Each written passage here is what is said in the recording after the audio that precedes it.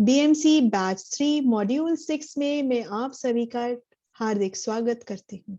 मैं संचिका Gupta, manager eco India में मैं काम करती हूँ और हमारे साथ हमारी ट्रेनर मैम प्रीति मैम भी जुड़ चुकी हैं।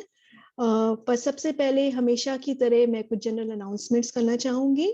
सबसे पहले एजेंडा रिव्यू करते हैं। आज हमारे साथ हमारे ट्रेनर मैम प्रीति कुडव मैम जी जुड़ चुकी हैं। पहले उनका सेशन होगा और उनके सेशन के टाइम पे मैं किसी को भी अनम्यूट एक्सेस नहीं दूंगी, जिससे कि हम एक दूसरे की आवाज आसानी से सुन सके। और अगर मैम से आपके कोई भी सवाल होंगे सेशन के टाइम पे, तो आप सभी लोग चैट बॉक्स में लिख के डाल सकते हैं। चैट बॉक्स के क्वेश्चंस पे मैं एक नजर रखूंगी।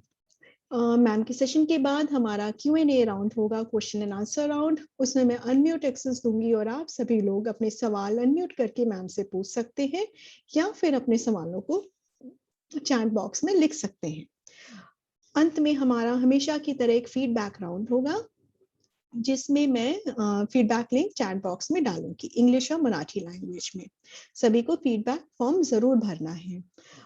सभी पार्टिसिपेंट से मेरा अनुरोध है कि वो लोग अपने वीडियोस को ऑन रखें, क्योंकि ब्लैक स्क्रीन को देख के हमें पढ़ाने में, हमारे ट्रेनर मैम को पढ़ाने में अच्छा नहीं लगता है। थोड़ा इंटरेक्शन हो, थोड़ा हम लोग एक दूसरे से बात करें, जिससे कि हमारा सेशन इंटरेक्टिव हो। हमारे साथ मेरी टीम से जरीन अशरफ जी जुड़ी हुई हैं और मेरा उन सभी पार्टिसिपेंट्स को से अनुरोध है कि जो लोग ओप्पो, वीवो, रेडमी और लिनोवो के नाम से जुड़े हुए हैं, कृपया अपने आप को रीनेम कर लें और अपने नाम की जगह अपना शुभ नाम लिखें। रीनेम आप लोग कैसे करेंगे? जूम इंटरफेस पे जहां पे आप अपने आप को देख रहे हैं, वहां पे ऊपर राइट हैंड साइड कॉर्नर पे 3 ब्लू डॉट्स होंगे। तो उन डॉट्स को आप क्लिक करोगे, सबसे लास्ट में रीनेम का ऑप्शन है। आप लोग अपने आप को रीनेम करें और अपना शुभ नाम वहां पे लिखे। हम आपको ओप्पो के नाम से तो बुलाना बिल्कुल नहीं चाहेंगे। अंत में आप लोग बीएमसी बैच 3 में हैं और ध्यान रखें इसी बैच में सारे सेशंस आपको अटेंड करने हैं। अब मैं हमारी ट्रेनर मैम का बुलाना चाहूंगी। ट्रेनर मैम हमारी हैं प्रीति Pravin कुड़व, is the principal at the LTMG hospital. She has more than 15 years of experience in the clinical and academics. She is the MNC observer for 9 years. She is the CNE observer and coordinator for many years. She has organized workshops on disaster management for BMC and the TOT of MDACS on HIV/AIDS. A very warm welcome to Preeti ma'am. The floor is all yours, ma'am. I have given you the screen sharing rights. I cannot hear you, ma'am.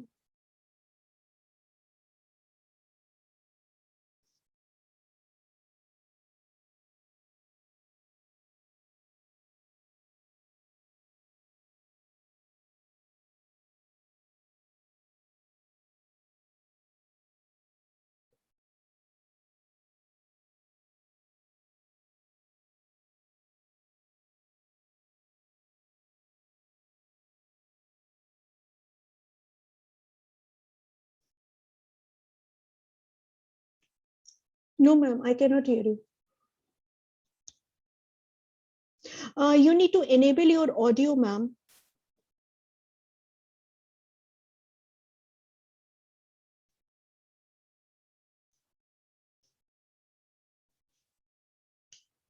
I think you can rejoin, ma'am. I hope it will help you. You can log out and you can rejoin in the meeting. It may help you.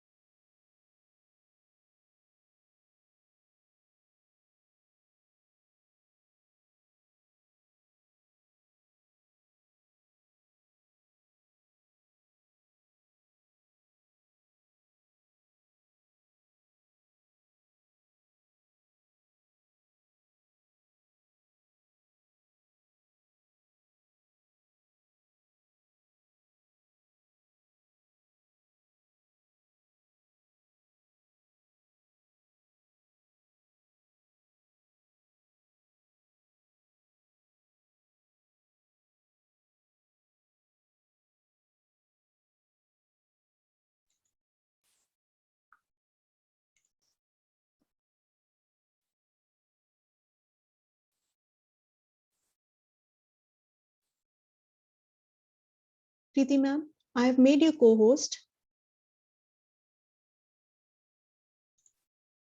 I've given you screen sharing rights.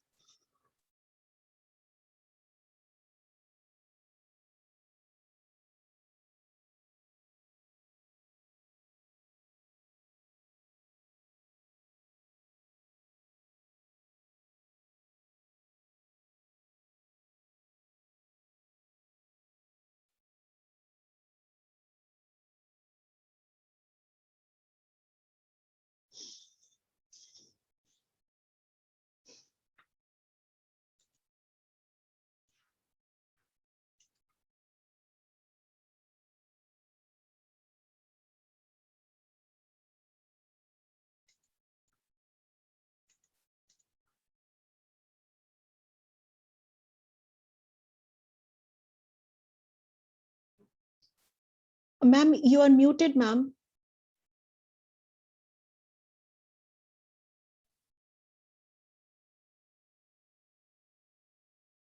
I cannot hear you, ma'am.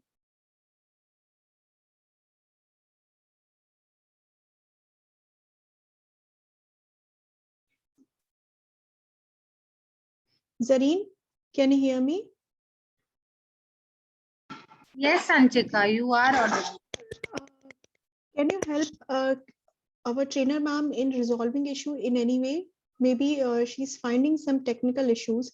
We cannot hear her voice. Video is clear. Can you suggest something?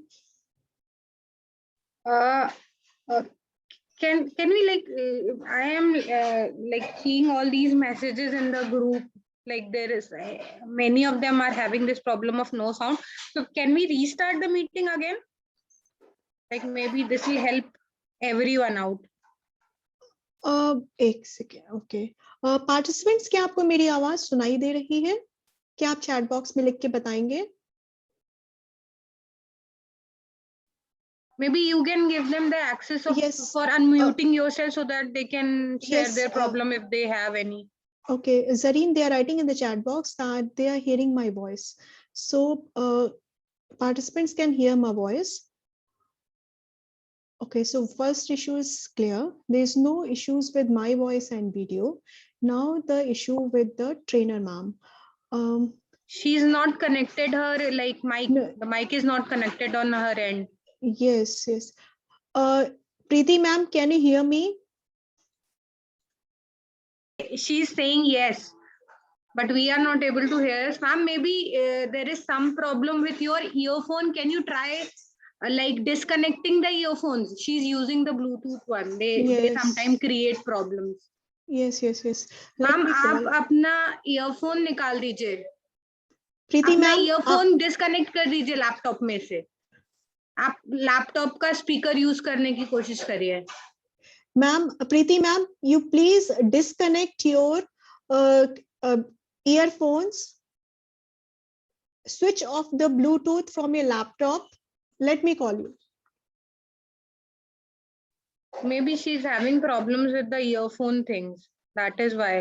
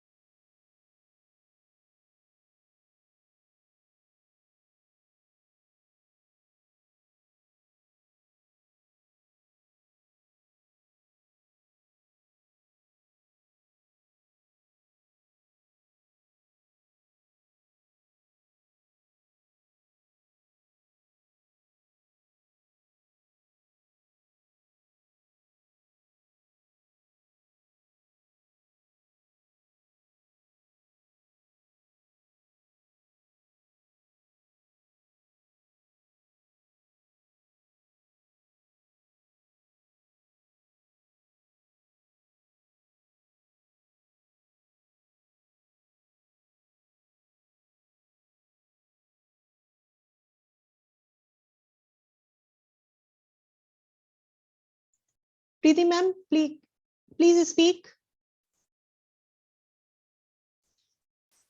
Ma'am, she's not still connected to the like the speaker and the.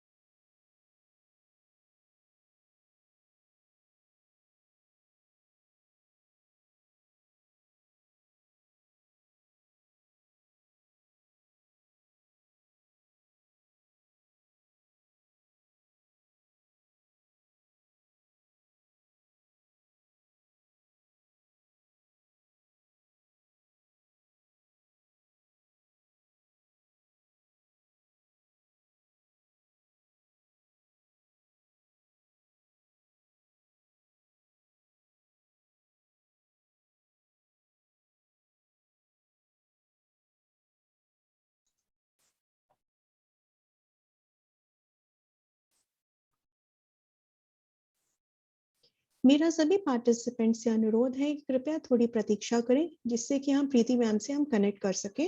उनको थोड़ी सा कि voice का issue आ रहा है, वो अपने computer में चेक कर रही हैं।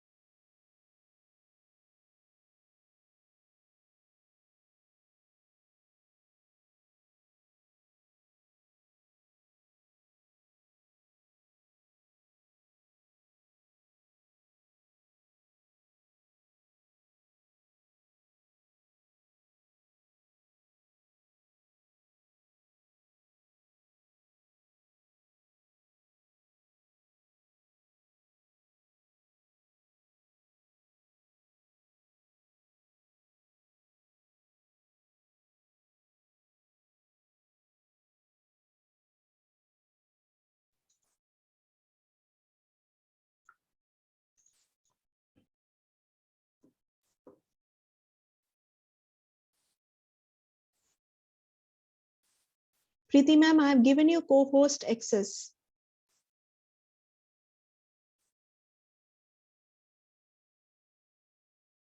Please unmute yourself to speak.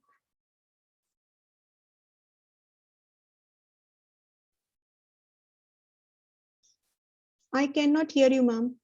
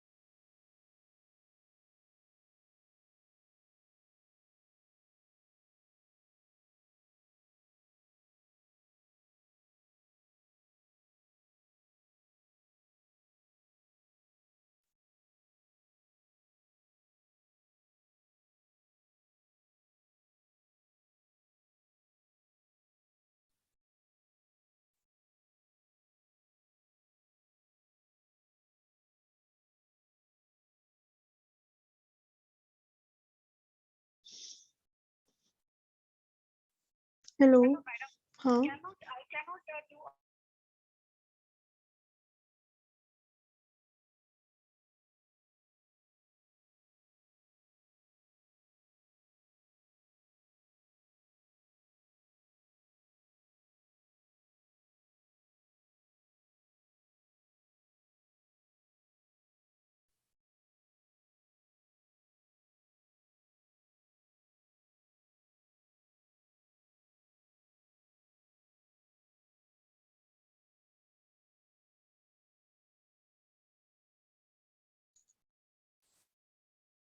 Preeti ma'am, I've given you co-host access. You can unmute yourself to speak.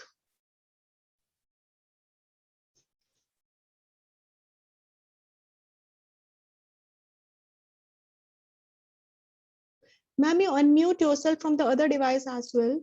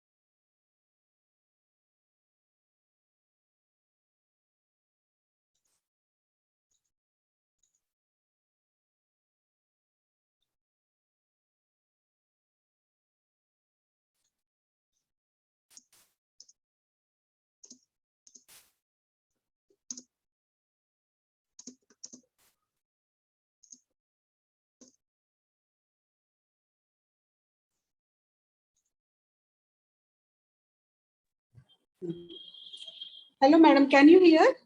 Yes, now I can hear you.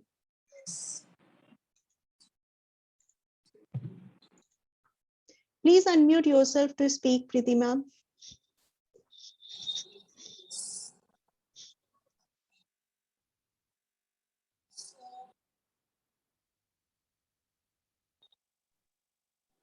Sanchika, I think she has joined from her mobile phone.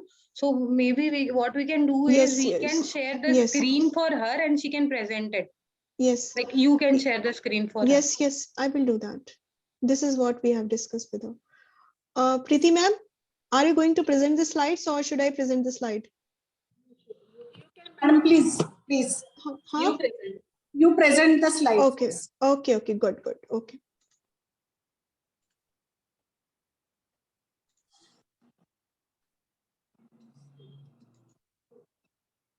So, sorry Can for you see it? disturbing. to Can all you of see this? Yes, yes. I can see the slide.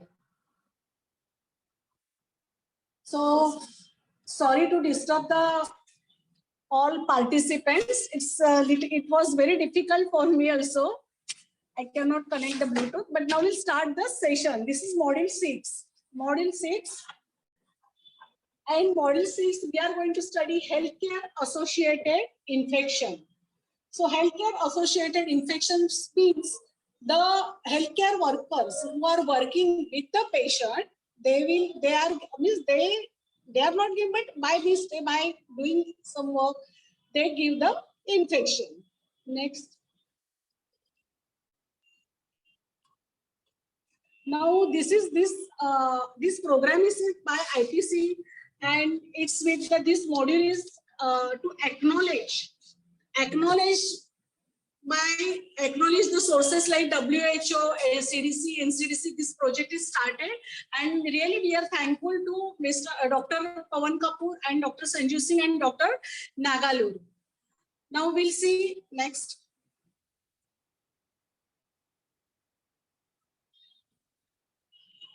Next.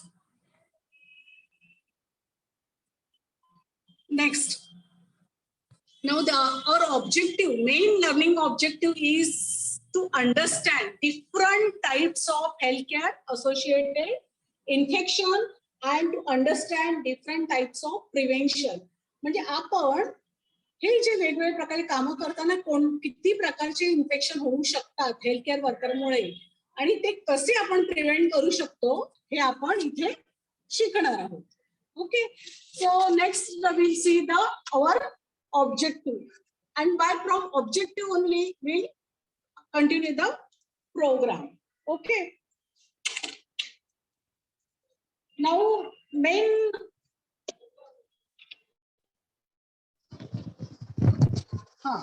so we'll start our objective. Next, ma'am. Now, what are the types of healthcare associated infections are there? We'll see in this circle, and when we see the healthcare associated infection, we see that these are called as the nosocomial infection, which occurs mainly in the hospital. So, hospital मध्ये काम करताना तुम्ही जे infection देता वेगवेगळ्या प्रकारचे ते ह्या सर्कल मध्ये जे दाखवलेले आहेत त्याच्यामध्ये जर तुम्ही बघितलं तर सगळ्यात जास्त इन्फेक्शन आपण जे देतो आहोत ते युरिनरी ट्रॅक इन्फेक्शन, आणि ते इन्फेक्शन आहे 40%. त्याच्यानंतर ते जे इन्फेक्शन त्याच्या पाठोपाठ 20% इन्फेक्शन देतोय ते आपण सर्जिकल साईट म्हणजे जिथे सर्जरी झालेली आहे त्या साईट मध्ये. त्याच्यानंतर 15% आहे ते रेस्पिरेटरी ट्रॅक इन्फेक्शन श्वसनेंद्रियाचे. त्याच्यानंतर 6% जे 8% आहे ते 8% इन्फेक्शन आहे ते क्युटॅनियस इन्फेक्शन म्हणजे स्किनचे, आणि 6% आहे bacteria transmitted primarily by IV catheterization, म्हणजे आपण जे आयव्ही कॅन्युला इन्सर्ट करतो ना त्याच्यामुळे इन्फेक्शन होतं ते साधारण 6%, आणि जे अदर्स आहेत ते साधारण 11%. तर हे इन्फेक्शन जे टोटल जर आपण जर बघितले हे जे डाटा जो दिलेला आहे सीडीसीने नोझोकोमियल इन्फेक्शन ज्याला म्हणतो ते त्या इन्फेक्शन मध्ये सगळ्यात मेजर आहे इन्फेक्शन ते आहे urinary tract infection. Next now will see the catheter associated urinary tract infection. आता catheter associated urinary tract infection जे आहे आपण आता 1 by 1 असे बघणार आहोत. तर फर्स्ट आहे catheter associated urinary tract infection, म्हणजे पेशंटला जेव्हा आपण इन्वेलिंग कॅथेटर किंवा मोठे कॅथेटर जेव्हा इन्सर्ट करतो तर त्या कॅथेटरमुळे जे इन्फेक्शन होतं that is called catheter associated urinary tract infection, which is called CAUTI also, CAUTI. आणि हे जे इन्फेक्शन आहे ते कुठून होतं, ते कुठल्या भागामध्ये होतं तर it involves urethra, bladder, ureter and 2 kidneys, means 2 kidney, 2 ureter, 1 bladder and urethra, and it is the most common type of healthcare associated infection.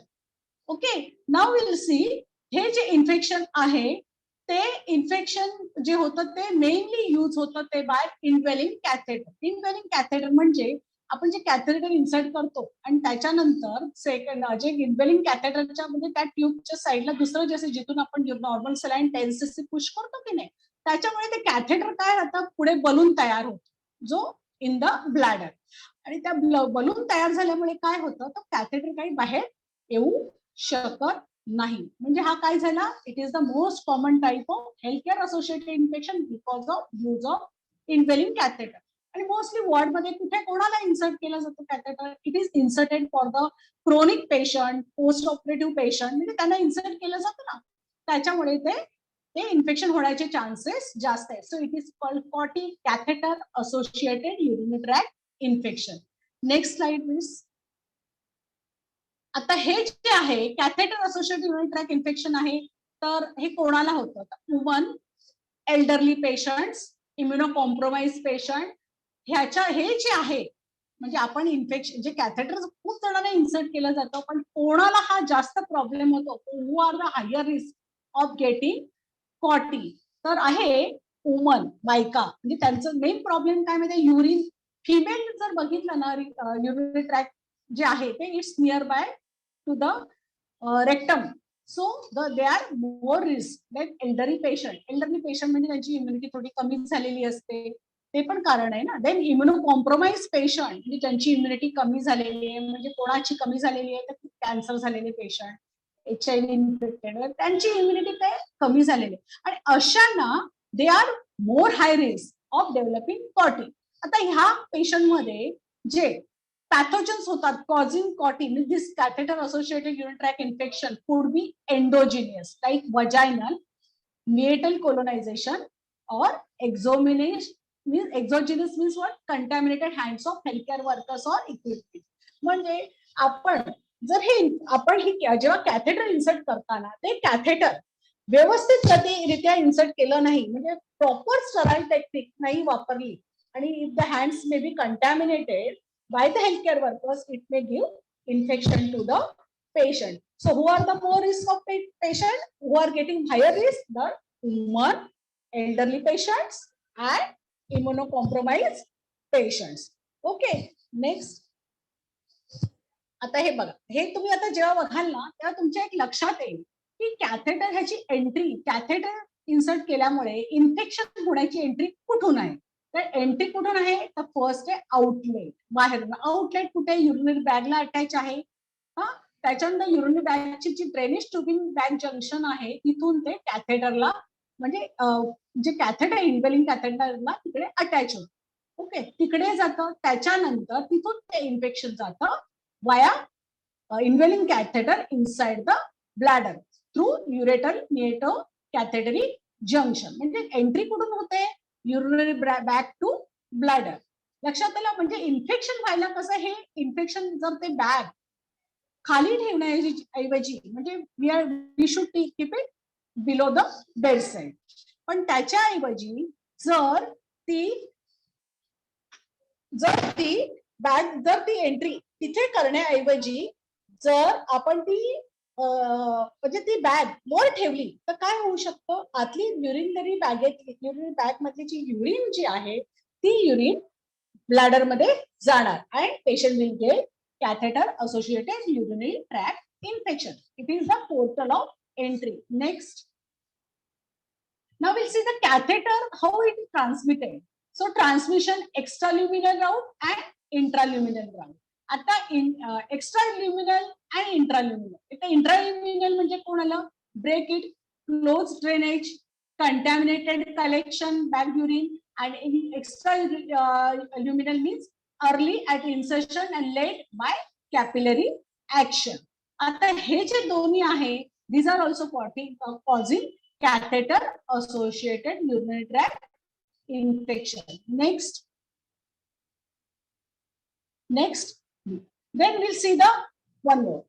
Which are the pathogens, major pathogens which are causing urinary tract infection are the E. coli and Pseudomonas aeruginosa, Proteus and gram negative bacilli. आता हे जे तुम्ही जर बघितलं urine culture sensitivity जेव्हा तुम्ही report पाठवता ना त्याच्यामध्ये कल्चर कोणते कोणते ऑर्गॅनिझम्स आहेत when you see you will get these are the common organisms त्या रिपोर्ट्स एकदा बघा तुम्ही तर you will see E coli Pseudomonas aeruginosa and Proteus and gram negative bacilli. These are the common pathogens you will see which are causing catheter associated urinary tract infection.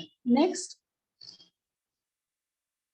Now we'll see त्याचे guidelines काय म्हणजे कशामुळे तुम्ही confirm करू शकता की sure catheter associated urinary tract infection आहे तर हे तुम्हाला कशामुळे कळणार तर त्याचे तीन साधारण त्याचे पॉइंट्स दिले आहेत फर्स्ट आहे indwelling catheter is remaining for more than 2 days. Okay second patient has a urine culture म्हणजे युरिन कल्चर जर तुम्ही पाठवली ना तर तुम्हाला दिसतील with no more than 2 species of organism at least one of each bacterium is more than 10⁵ CFU per ml. हे एक असेल आणि third patient will have some of the signs आता साइन्स कुठले असतात patient will have fever suprapubic tenderness म्हणजे असं ओटी पोटामध्ये दुखायला चालू होतं Then same time patient will have costovertebral angle pain, म्हणजे कुशीत, पाठीच्या कुशीत म्हणतात ना, तिथे ना पेन होतं आणि ते पेन जे असतं ना त्याच्यामध्ये तुम्हाला जरा टेंडरनेस पण जाणवतो and patient will complain that pain will be towards the suprapubic angle. Okay, along with that patient will have urinary urgency, frequency and dysuria. Patient will complain while passing the urine, will have pain. Patient will not have, will have urgency and patient can complain dysuria, pain while urination. Next, then we'll see CDC guidelines. आता ह्याचे अजून काय guidelines आहेत तर तुम्हाला हे जे सगळे सांगितले सिम्पटम्स त्याच्याप्रमाणे जर तुम्ही बघितलं तर culture growth will be more than 103 CFQ per ml or pathogenic bacteria in the presence of symptoms or signs of compatible with urinary tract infection without other identifiable sources in patient with involving urethral, suprapubic or intermittent catheterization. म्हणजे हे तुम्हाला मिळतीलच. शिवाय along with those signs जे आता अगोदर patient will have some symptoms that will be fever, patient will have high grade fever and same complaint of suprapubic or costovertebral angle tenderness, म्हणजे कुशीत पण दुखेल पाठीमागे आणि पोटात म्हणजे ओटीपोटात पण दुखेल. ओटीपोटात म्हणजे थोडस प्युबिक आर्चच्या वर पेन होईल पेशंटला, थोडस म्हणजे चांगलंच पेन होईल अँड अदरवाईज कधी कधी ते पेन जे असेल ना ते सांगता येण्यासारखं पण नसेल आणि पेशंटची कंडिशन आहे ना he will have alter mental status, म्हणजे डिस्टर्ब असणार पेशंट आणि कधी कधी ह्याच्यामुळे काय असू शकतं, patient will have hyper tension. Hyper tension म्हणजे ह्याच्यामुळे काय होऊ शकतं, पेशंटचं ब्लड प्रेशर वाढू शकतं. आता पेशंटचं ब्लड प्रेशर वाढलं की त्याच्याबरोबर पेशंट विल हॅव SIRS. आता आहे तर SIRS आहे सिस्टमिक इन्फ्लमेटरी रिस्पॉन्स सिंड्रोम. आता हे काय आहे सिस्टमिक इन्फ्लमेटरी रिस्पॉन्स सिंड्रोम मध्ये पेशंटला काय कंप्लेंट होतील, it is a exaggerated defence response of the body to a noxious stressor. म्हणजे ते नॉक्शियस स्ट्रेसर कुठलं, आता इन्फेक्शन. आता हे जे झालेले urine tract infection that is the one of the cause and त्याच्याबरोबर काही अजून पण कारण त्याच्यामध्ये त्यांनी दिलेली आहे पण will see to related to the urine tract infection and त्याच्या हे जे सिम्पटम्स आहेत पेशंटला कधी असणार because of catheter associated urinary tract infection. Next now see आता हे जे आहे आपण जे सिम्पटम्स साइन अँड सिम्पटम्स पेशंटचे युरिन कल्चर रिपोर्ट बघितले, हे जे ह्याच्यावर लक्षात आलं की कारण काय आहे आणि ते कारण कुठे आपण प्रिव्हेंट करू शकतो, where we can prevent this catheter associated urinary tract infection. How we can do? So we'll see the first prevention by catheter indication. म्हणजे कॅथेटर कोणाला इन्सर्ट करायचं हे आपल्याला ठरवावं लागेल. अननेसेसरी उगीच कॅथेटर नाही इन्सर्ट करणार तर कोणाला करणार, इन्सर्ट ओनली व्हेन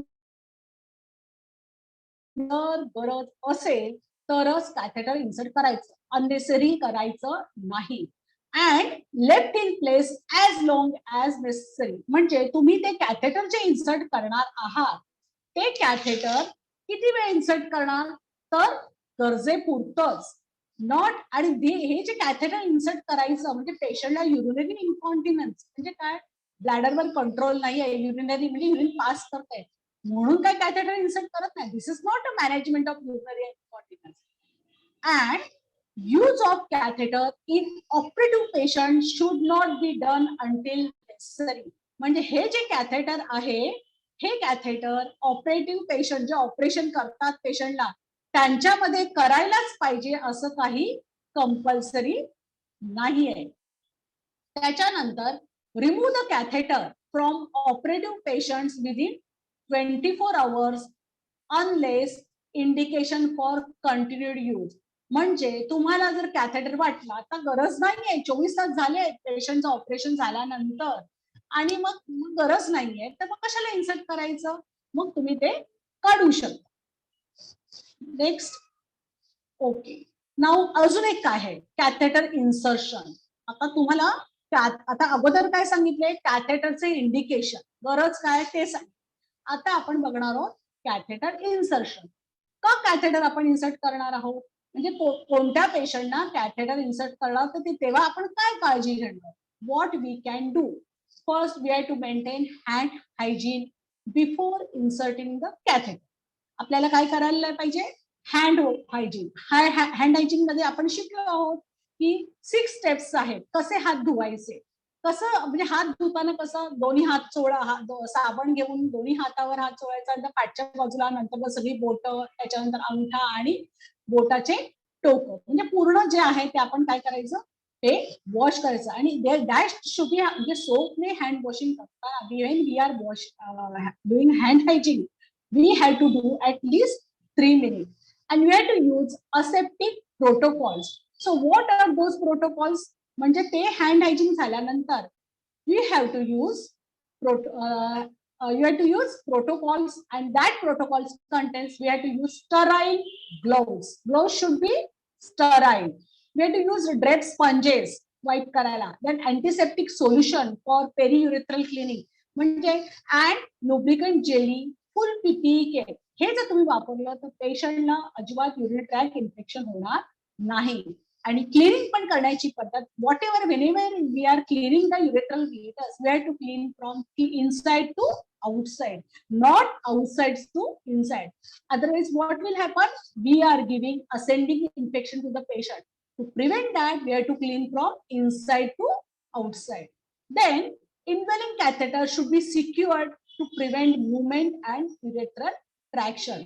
त्याच्यानंतर आता कॅथेटर इन्सर्ट केलं तर ते तसंच राहिलं पाहिजे. तर आपण काय करतो, कॅथेटरच्या दुसऱ्या बाजूला अजून एक ट्यूब असते, तिथून आपण normal saline 10 cc or we can use distil water आपण इन्सर्ट करतो. सो दॅट जो कॅथेटरच्या टिपच्या बाजूला पाठीमध्ये एक बलून असतो, जो असतो तो बलून काय होतं इन्फ्लेट होतो आणि त्याच्यामुळे काय होतं ते कॅथेटर बाहेर येऊ शकत नाही. म्हणजे झालं कॅथेटर काय झालं इन्वेलिंग झालं.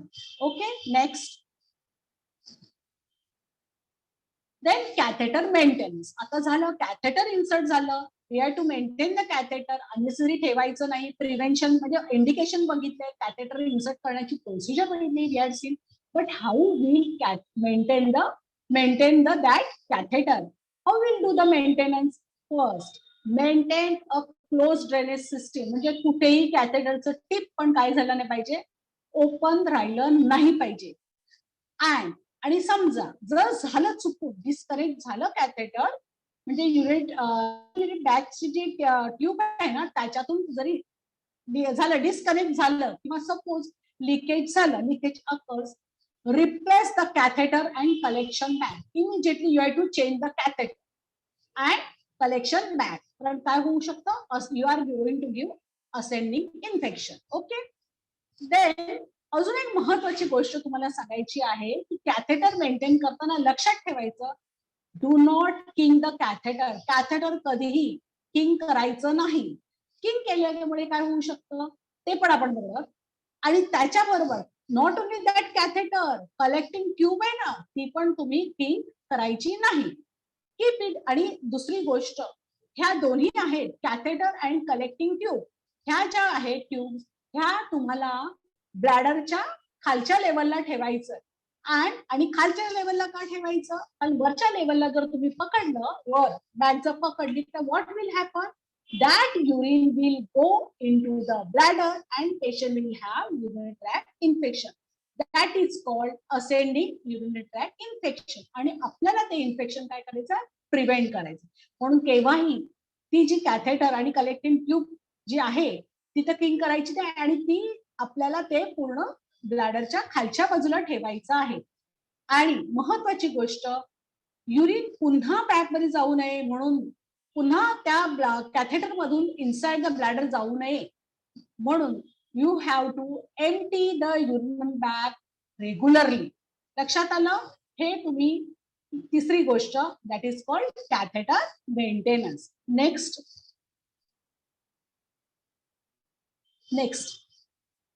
नेक्स्ट आता आहे जे prevention of the previous one. Prevention of catheter associated urinary tract infection. अजून काय करायचं तर do not use systemic antibiotics to prevent catheter associated urinary tract infection. म्हणजे दरवेळेला तुम्ही म्हणजे जे अँटीबायोटिक्स आहेत ते दरवेळेला द्यायचे नाही. कारण काय होणार, दरवेळेला तुम्ही दिलं की पेशंटला काय होणार, ऑलरेडी पेशंटला ती म्हणजे पेशंटला ते ड्रग्सला ते नंतर रिस्पॉन्स करणार नाही. तर दरवेळेला आपण अँटीबायोटिक्स देत नाही. That is systemic. Systemic through the it goes into the directly into the blood. Antibiotics which are going we are giving through the IV. त्याच्यानंतर second, periurethral area can be clean using routine hygienic practices instead of antiseptic solution. मग तुम्ही काय करणार, दरवेळेला पेरियुरेथ्रल area तिकडे जो आहे त्या पेशंटला तुम्ही ती मेंटेन करणार. That has to be clean. म्हणजे त्याच्यामुळे काय होणार, इन्फेक्शन पेशंटला होणार नाही. So it has to be done regularly. And suppose if the catheter becomes obstructed, suppose होऊ शकतं, मोस्टली एका दिवसात होत नाही, पण जर झाले ऑब्स्ट्रक्टेड झाले, it should be change immediately. You have to change. नाहीतर काय होणार, तो ब्लॉक झालेला ऑब्स्ट्रक्शन जो आहे it will harbour the infection and that the आणि त्याच्यामुळे काय होणार, अजून ऑब्स्ट्रक्शनचे चान्सेस होणार आणि पेशंट विल गेट इन्फेक्शन. त्याच्याबरोबर आणि suppose if you want to take sample of urine, use sterile needle to obtain small volumes of urine for examination. Always use sterile needle. कधीही विसरू का, डायरेक्टली ट्यूब डिस्कनेक्ट केली आणि urine tube मध्ये घेतली असं करायचं नाही. You have to use sterile needle to obtain small volume of urine. Next, then we'll see the care bundle. Means तुम्ही आता काय काळजी घेणार, केअर बंडल तुम्हाला काय करायचं आहे ह्याच्या पुढे हे तुम्हाला बघायचं. तर तुम्ही काय करणार, पॉटी इन्सर्शन बंडल ह्याची तुम्ही हे लक्षात ठेवणार.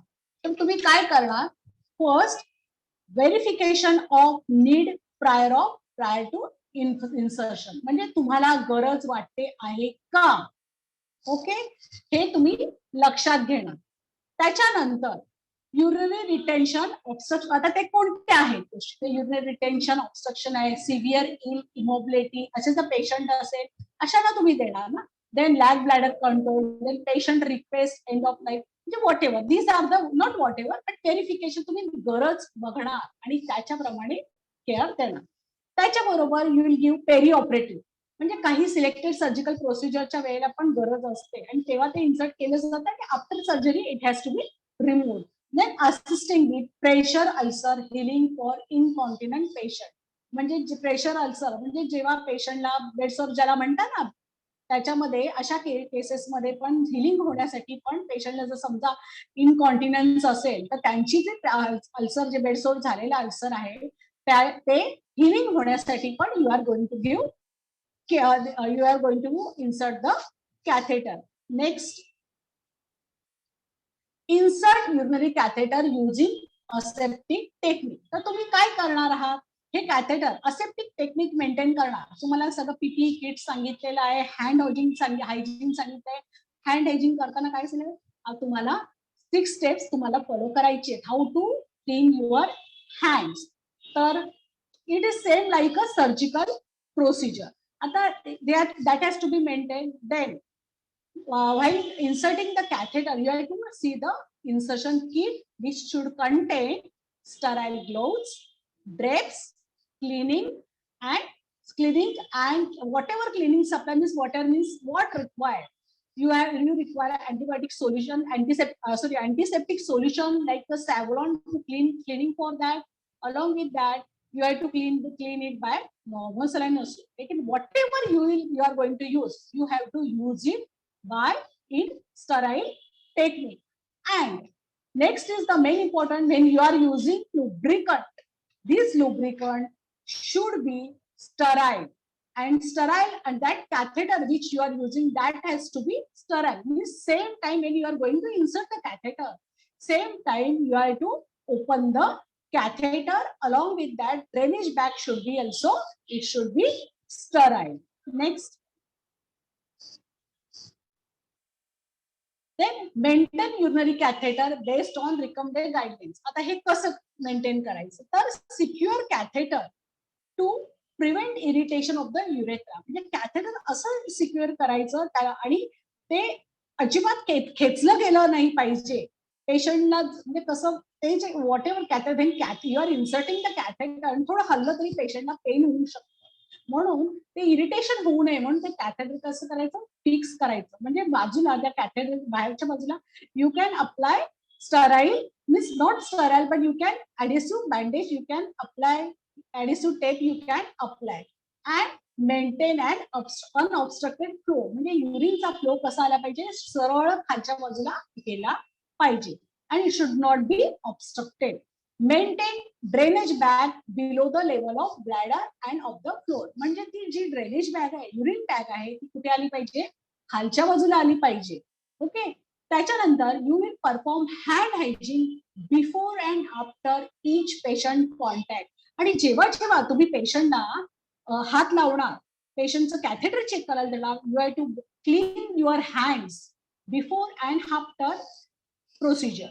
Along with that, you will provide individual labeled collection container at the bedside. म्हणजे त्याचं जे आहे ते लेबल करूनच तिकडे ठेवायचं कलेक्शन कंटेनर. त्याच्यानंतर then review urinary catheter necessarily daily, remove catheter promptly when not needed. म्हणजे कॅथेटर जे आहे तुम्ही जे इन्सर्ट केलेलं आहे ते तुम्ही दररोज चेक करायचं. त्याच्याबरोबर ते कॅथेटर जेव्हा वाटेल की आता नाही, खरंच गरज नाही, पटकन remove the catheter Wien it is not required.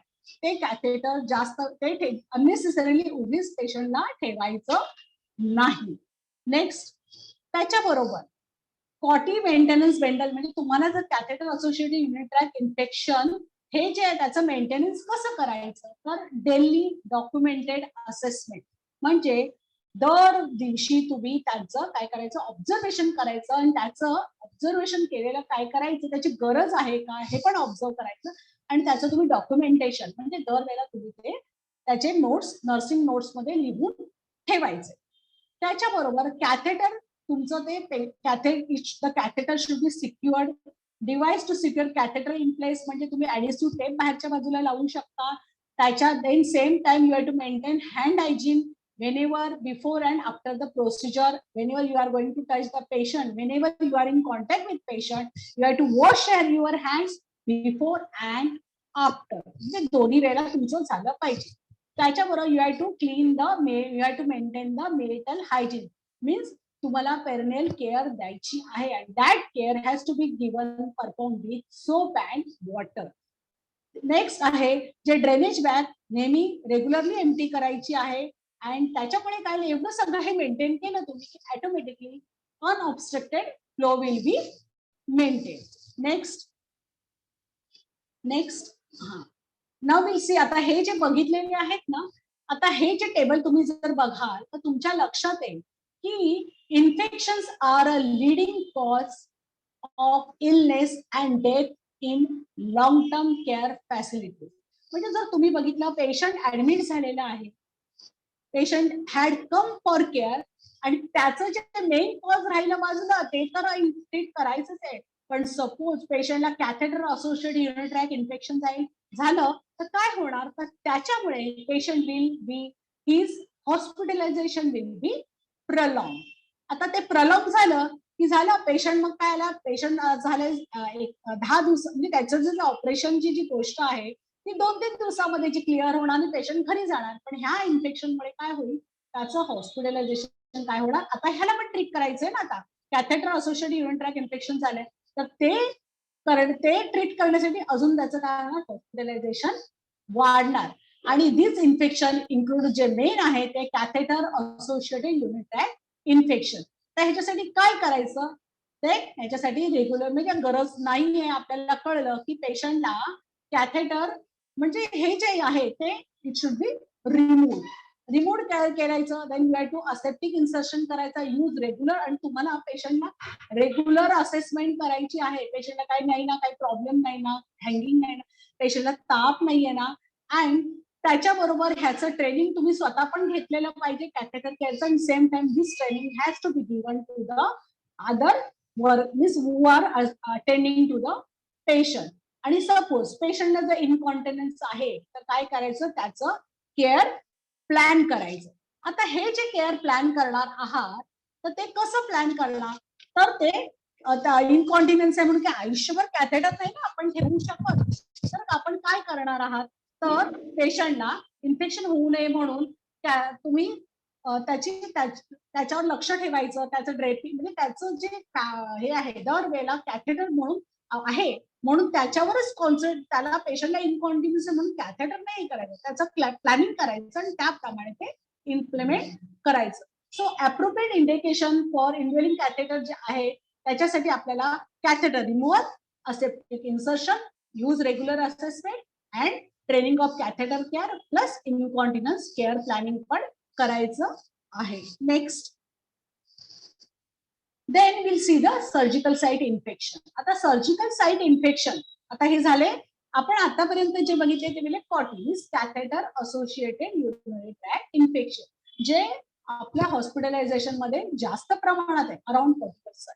Now will see the surgical site infection. Surgical site म्हणजे ज्याच्या पाठची जे सर्जरी झाली आहे पेशंटच्या त्या बाजूला जे इन्सिजन दिलं जातं त्या इन्सिजनच्या आजूबाजूला त्या इन्सिजनमुळे जी इन्फेक्शनची एंट्री होते that is called surgical site infection. Means infection that occur in surgical incisions affecting tissues, organ and cavities manipulated during surgery occurring up to 30 days after the procedure or even 1 year in case involving prosthetic implants. म्हणजे हे जे infection जे आहे ते कोणामध्ये होतं, ते surgical site infection कधी होतं, तर it occurs after 30 days even up to 1 year also. ते 1 year कोणामध्ये, प्रोस्थेटिक इम्प्लांट्स केलेले असतात ना त्यांच्यामध्ये.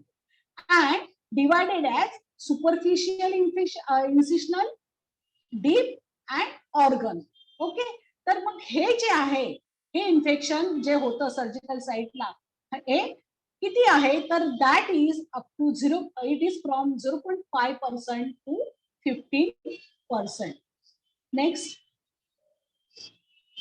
आता हे जे सर्जिकल साइट इन्फेक्शन बघा, सर्जिकल साइट इन्फेक्शन म्हणजे काय, सर्जरीमध्ये इन्सिजन घेतलं जातं आणि हे इन्सिजन कसं स्प्रेड होतं, from skin to subcutaneous tissue, then deep soft tissue, then inside organ, and organs are vital, may be vital organs also.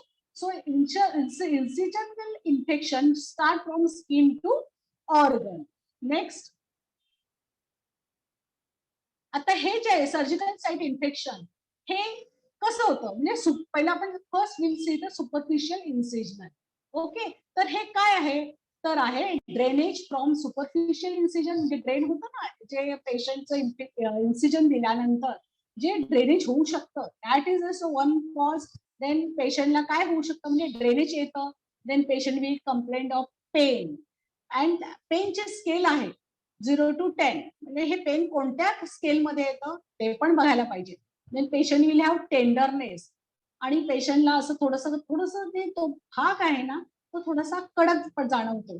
Then localise swelling, तिकडे जरा स्वेलिंग लालसर भाग तयार होतो, रेडनेस, सूज येते आणि मग लालसर भाग तयार होतो.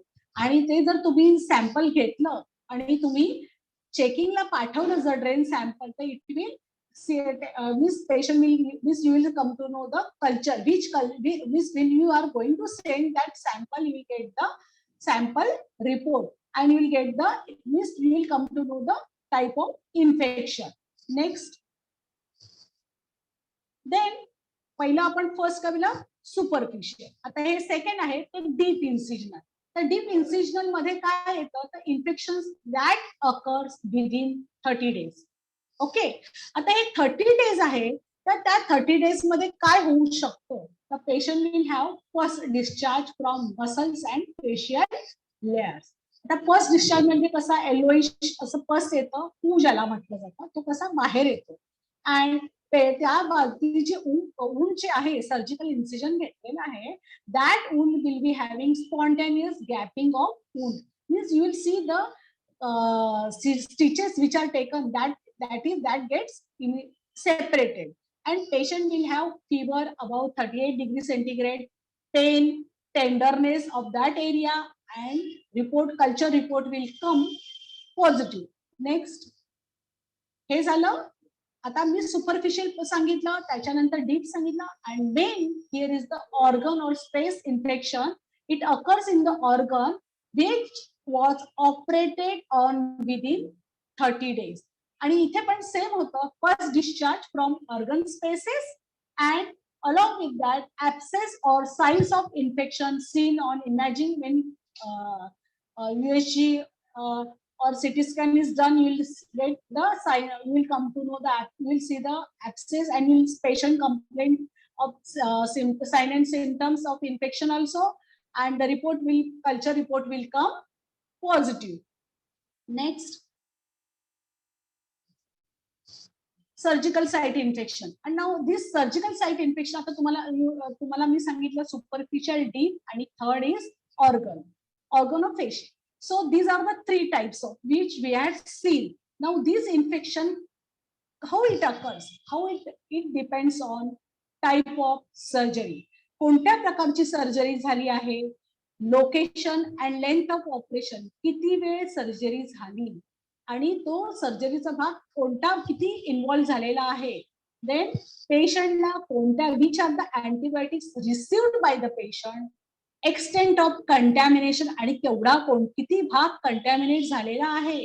देन सर्जिकल टेक्निक आणि त्याच्यासाठी कोणती सर्जिकल टेक्निक वापरली आहे. Along with that patients main important underlying condition, म्हणजे पेशंटची कंडिशन, अंडरलाईंग कंडिशन मीन्स त्याची इम्युनिटी, त्याचं एज म्हणजे किती आहे, लहान मुलं आहेत का, मोठी मुलं, ऍडल्ट आहे की वयोवृद्ध आहे, किंवा पेशंटला काही आजार आहेत का, जसे डायबिटीस म्हणा किंवा HIV म्हणा किंवा कॅन्सर, असे काही आजार आहेत का. Along with virulence of the microorganisms. Virulence means त्याच्यामध्ये किती म्हणजे विषारीपणा, त्या मायक्रो ऑर्गॅनिझम मध्ये विषारीपणा आहे. It depends on that. Now next, now we'll see the surgical site infection चे अजून काही कारण आहे.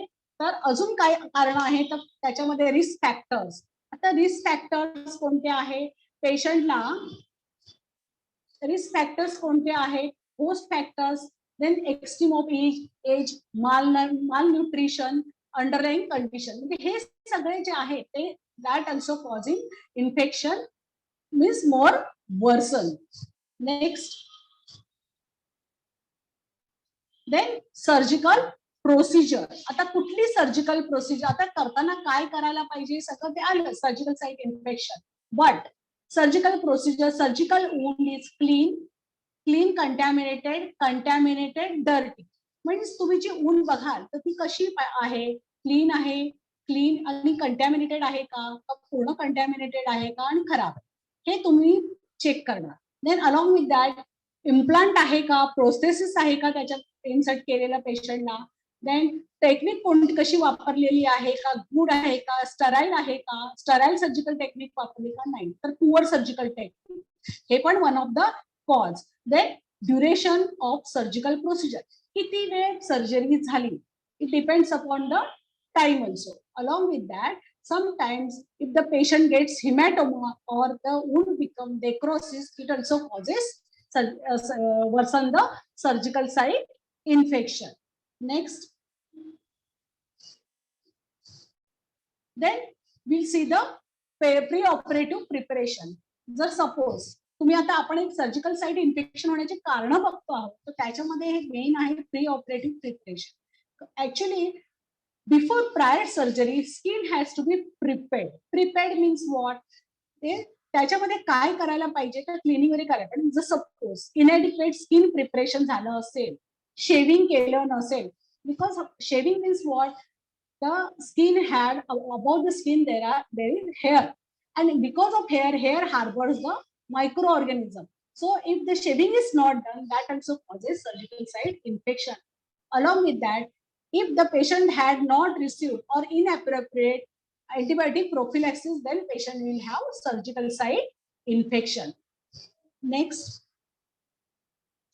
Then we'll see the OT. Now OT, in previous slides we had seen pre-operative preparation. Okay, pre-operative preparation, then OT design and staff will see. If there are the increased traffic, means more than people are around in the OT, it also causes surgical site infection. Then the clothing which had used for the patient, if that clothing are inappropriate, that also causes surgical site infection. म्हणजे जर स्वच्छ नसतील, व्यवस्थित नसतील तरी पण किंवा स्वच्छपेक्षा sterile नसतील, तर it causes surgical site infection. Along with inadequate ventilation असेल, ventilation बरोबर नसेल, that also, and along this ventilation means what? If the OT has to be closed and AC should be on. Then inadequate sterilization. If the articles and whatever clothing, sponges or gauze pieces are not sterile, that also cause infection. Along with, and last is the open containers of sterile solution. If the solutions which we are using for preparing skin preparation, if those containers are open, then it also cause a surgical site infection, because if the container is open, it will harbor the growth of microorganisms. Next. Now, how you will prevent the surgical site infection?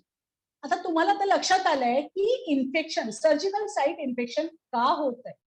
तर आता ते होऊ नये म्हणून तुम्ही काय करायचं? First, wound cleaning. Wound has to be cleaned regularly, and that has to be cleaned by sterile technique with sterile antiseptic solution. Then antibiotic prophylaxis to be done. Previous only, before the surgery, you have to give antibiotics. Then patient's temperature should be normal. Hello. Then patient's temperature normal means kiti pahije temperature, normal temperature. You can, if I am asking the question, so you can write in the chat box also. The temperature should be 37 degree centigrade, means normal temperature. Then operation theater environment should be calm, clean, and that has to be maintained. The surgical, the walls, means everything should be disinfected prior to the surgery. Next. Then you will see the identify and treat all infection before surgery. If you are suspecting any infection, or not only infection, if you are suspecting any cause which may cause patient may have surgical site infection, that has to be identified and has to be treated before surgery. Regulate glucose in all diabetic patients. Patient blood sugar level should not be raised in the diabetic patient. Then preoperative bathing is before the surgery.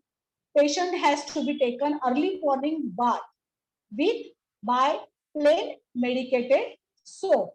The patient ने सकाळी अंघोळ स्वच्छ केली पाहिजे, and that bath should be taken from head to foot. Then administration of pre-surgical antibiotic prophylaxis. म्हणजे पेशंटला तुम्ही antibiotics दिले पाहिजे. त्याच्याबरोबर पेशंटचे केस, म्हणजे तुम्ही जेव्हा ओटीला जेव्हा पेशंट पाठवता तेव्हा तुम्ही त्याचे केस वगैरे व्यवस्थित बांधून, आणि त्याच्यानंतर you give head cap to the patient. No shaving to be performed prior to surgery. Next. Then prepare surgical site by use of alcohol-based antiseptic solution or chlorhexidine solution. The antibiotic should not be used for reducing this systemic infection. दरवेळेला antibiotic वापरायलाच पाहिजे असं काही नाहीये. Then you have to enhance nutrition support for underweight patient. म्हणजे लक्षात ठेवायचं पेशंटचं nutritional जे आहे, न्यूट्रिशन टू बी मेंटेन. आणि सपोज पेशंटचा वेट आहे, जर कमी असेल तर ते वेट आहे, आता एकदम अंडरवेट असतील तर त्यांचं न्यूट्रिशन, म्हणजे न्यूट्रिशन तुम्ही तसं दिलं गेलं पाहिजे. Patient should receive high protein diet. आणि आपल्याला माहितीये साधारण हाईट असेल सेंटीमीटर मध्ये, त्याच्यातून 100 वजा केले, सपोज 150 सेंटीमीटर हाईट असेल तर त्याच्यातून 100 वजा केले तर 50 येतात. म्हणजे पेशंटचं ideal weight should be 50 kg. म्हणजे प्लस और मायनस 5 kg जर केलं तर साधारण पेशंटचं तेवढं वेट असलं पाहिजे, तरच म्हणजे त्या न्यूट्रिशनल त्याच्यासाठी जर सपोज ते आपल्याला वाटलं कमी आहे तर तुम्ही न्यूट्रिशनल सपोर्ट दिल्यामुळे त्याचं वेट थोडं वाढू शकतं अँड पेशंटच्या सर्जरीसाठी ते हेल्प मदतीला म्हणजे ती पेशंटची सर्जरी पण सक्सेसफुल व्हायला मदत होऊ शकते. नेक्स्ट बेस्ट आहे ते supplemental oxygen therapy in post operative. आता झालं हे तुम्हाला सांगितलंय, तुम्हाला ऑक्सिजन थेरपी द्यायचे post operatively, pre operative showering with soap हे सांगितलेलं आहे.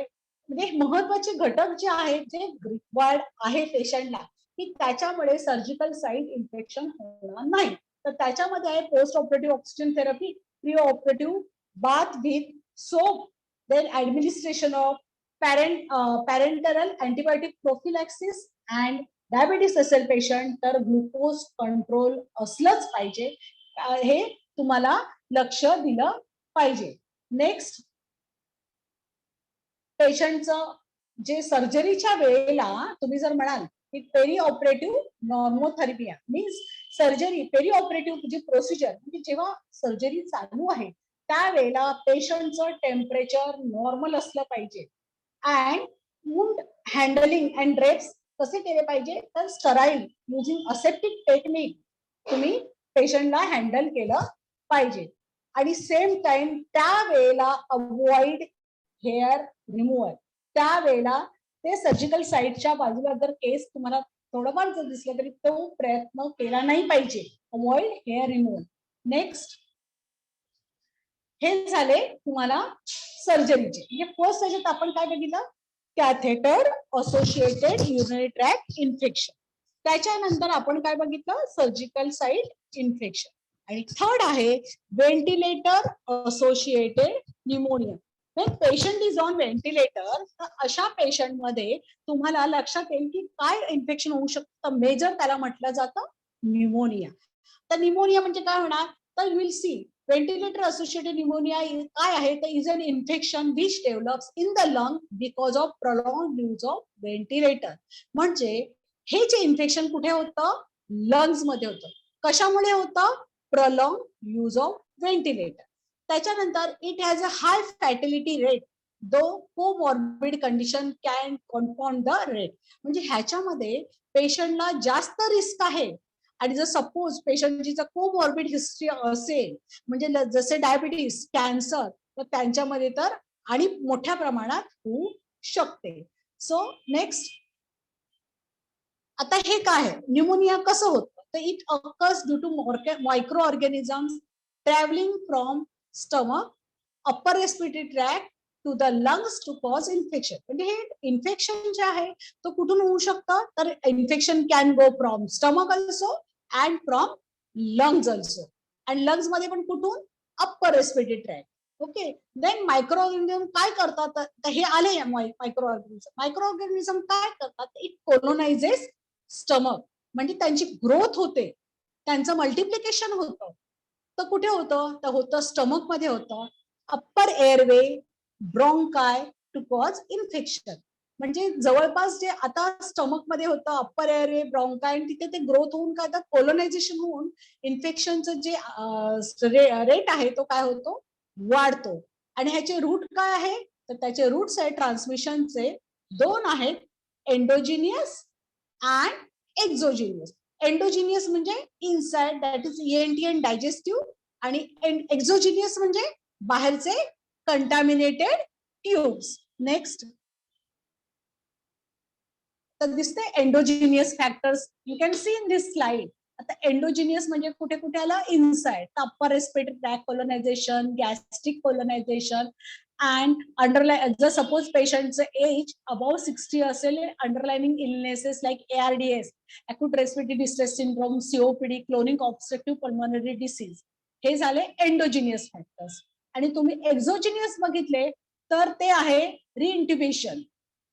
Okay then frequent ventilator circuit changes ते सारखं केलं तरी होऊ शकतं ना आणि which type of circuit you are using.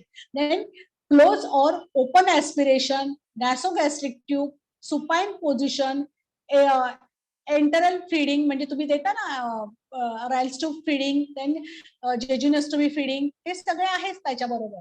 Then frequent patient manipulations, transport of patient out from ICU, then chest surgery, burns, tracheostomy, inappropriate hand washing, medical inappropriate hand washing हे कोणाचं तर by medical personnel. Then H2 blocker and antacid therapy, previous antibiotic exposure, म्हणजे हे सगळे जे कारण जे दिले त्याच्याबरोबर if the patient is paralyzed, okay, paralytic agents, paralyzed means paralytic agent which are given during surgery, the anesthesia given, that is paralytic agents, sedation, then nosocomial sinusitis, then red blood cell transfusion, this also causing infection. So these exogenous and endogenous both causes infection in patient who are on ventilator. Next, आता हे जे आहे, when your symptoms, what when the patient is on ventilator. So if the patient gets ventilator associated pneumonia, so what will be the symptoms? Symptoms will be high grade fever, purulent sputum and cough. These are the main symptoms. Patient whenever, and लक्षात ठेवा, जेव्हा जेव्हा पेशंटला infection असतं तेव्हा तेव्हा पेशंटला fever असणार, पण न्यूमोनिया आहे व्हेंटिलेटरवर पेशंटने, patient will have confirm purulent sputum and purulent, and patient will have cough. Signs will be progressive opacities in pulmonary parenchyma. तर एक्सरे वगैरे काढला तर त्याच्यामध्ये दिसणार की opacity in pulmonary parenchyma. Then diagnostic criteria will be microbiological samples taken via specialized bronchoscopy method. म्हणजे bronchoscopy केली तर त्याच्यातून जे सॅम्पल घेतलं जाईल, that sample has to be sent for culture and sensitivity along with routine microscopy. आणि त्याच्यामध्ये लक्षात येईल की पेशंटला which type of infection occurred. Next, आता ह्याच्यामुळे काय होऊ शकतं, क्रायटेरिया काय, ह्याच्यामुळे काय होऊ शकतं, पेशंटला worsening oxygenation means oxygen level जी आहे त्याची ती कॅपॅसिटी आहे ती काय होऊ शकते, कमी होणार. Temperature will be about 38 degree और बिलो 36 डिग्री. म्हणजे हे जे आहे हे पेशंटची कंडिशन व्हेंटिलेटरवर असलेल्यांची काय होणार, वर्स बनवत जाणार. WBC count will be more than 12,000 cells per cubic millimeter or 4,000 cells per cubic millimeter, म्हणजे कमी होऊ शकतं. ओके, इन्फेक्शन मोर दॅन 12,000 वर जाईल आणि जर अगदी सही झालं तर इम्युनिटी कमी झालं पुन्हा ते बिलो 4,000 पण होऊ शकतात. Then purulent respiratory, whatever secretion patient have respiratory secretion, that will be purulent. Purulent means patient that in secretion contain pus. Then report by, and when the samples are sent for lab for culture and sensitivity, it will shows microorganism present in those samples. So that report will be positive microbiology report. Next, then आता हे झालं पेशंटचं condition म्हणजे काय होऊ शकतं. त्याच्याबरोबर आता आपल्याला काय करायचंय प्रिव्हेन्शन. तर हे इन्फेक्शन होण्याचे चान्सेस तुम्हाला कळले, कारण कळली आहे, तर तुम्ही कसं प्रिव्हेंट करणार. तर prevention of ventilator associated pneumonia अशा पेशंटमध्ये तुम्ही काय करणार, तर ह्युमिडिफायर जो यूज केला जातो ना, तुम्ही बघितलेले ह्युमिडिफायर, त्या ह्युमिडिफायर मध्ये जे पाणी वापरलं जातं, that humidified water should be sterile. Okay, it should be sterile and that should be dispensed aseptically. म्हणजे जे काही तुम्ही करणार ते असेप्टिक प्रिकॉशन घेऊनच करणार. म्हणजे ते बॉटल पण स्टराईल पाहिजे, त्याच्याबरोबर जे घेणार आहात sterile, that solution should be, fluid should be sterile. Second, fluid reservoir should be filled immediately before use, आणि दॅट शुड बी, तुम्हाला त्याच्या अगोदरच तुम्हाला भरायचं आहे. Condensed water should not drain back into the reservoir and should be discarded. म्हणजे जे आहे कंडेन्स वॉटर आहे दॅट शुड बी तुम्ही पुन्हा ड्रेन बॅक करायचं नाही रिझर्वायर मध्ये, ते सरळपणे काढल्यानंतर it should be discarded. Nasal prong जे वापरले जातात, नॅझल प्रॉन्ग मध्ये 2 त्याचे टिप्स असतात.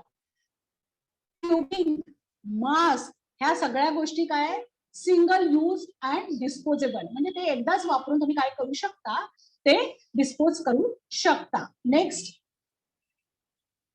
All equipment should be disinfected and sterilise. म्हणजे मी पहिल्यापासून सांगते की तुम्ही जे काही वापराल ते that equipment should be sterilize. आणि त्याच्याबरोबर जे सक्शनिंग करणार आहात, जेव्हा तुम्ही सक्शनिंग करता की नाही तेव्हा त्या सक्शनिंगमुळे काय होऊ शकतं म्हणजे ते सक केलं जातं. सक केल्यामुळे ते खेचलं जातं, इट गिव्स एक्सेसिव्ह ट्रॉमा. आणि त्या ट्रॉमामुळे काय होऊ शकतं, patient will have risk of cross contamination and has to be avoided. Then suctioning should be performed using gloves on both hands and protective eyewear and mask. म्हणजे suctioning करताना एक लक्षात ठेवायचं, तुम्ही हँड हायजीन तर मेंटेन करायची आहे, sterile gloves वापरायचे आहेत, पण तुम्हाला प्रोटेक्टिव्ह आयवेअर म्हणजे गॉगल आणि तोंडावर मास्क असलाच पाहिजे. नेक्स्ट,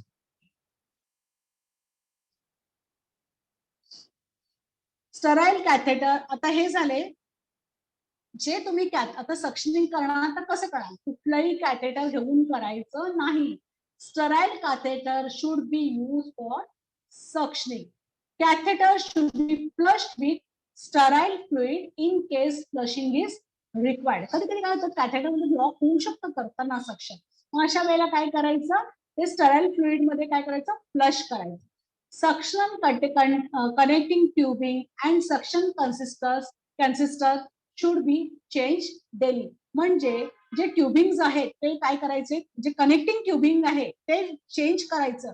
ते किंवा जर अगदीच अवेलेबल नसेल, कनेक्टिंग ट्युबिंग जर तेवढे नसेल तर निदान ते वॉश करून स्टराईल तरी ऑटोक्लेव्ह तरी करायचे. आणि जे सक्शन जे आहे कॅनिस्टर जे आहे दॅट हॅज टू बी आपण काय करायचं चेंज करायचं, ते क्लीन. आता आपल्याकडे आता काय असतात, त्या काचेच्या बॉटल्स असतात, तर त्या काय करायच्या daily it has to be cleaned and चांगलं सोप अँड वॉटरने क्लीन करून त्या बॉटल आहे ना आपण ऑटोक्लेव्ह करून वापरू शकतो. तर तुम्ही ते करू शकता. नेक्स्ट, त्याच्याबरोबर तुम्ही जे बेड, पेशंटचं जे बेड हेड लेवल आहे, head elevation of head he 30 to 45 degree मध्ये असली पाहिजे. थोडंसं वरच्या बाजूला असं त्याला म्हटलं जातं सेमी फाउलर पोझिशन. ओके, त्या पोझिशन मध्ये पेशंटला ठेवायचं.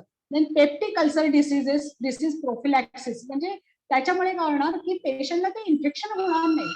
त्याच्याबरोबर डीप वेन थ्रोम्बोसिस प्रोफिलॅक्सिस पण तुम्हाला करायचं आहे अनलेस कॉन्ट्रा इंडिकेटेड. त्याच्याबरोबर डेली पेशंटला माउथ केअर पण तुम्हाला द्यायचे, and that mouth care has to be given by proper antiseptic solution and mostly commonly use with chlorhexidine. Next,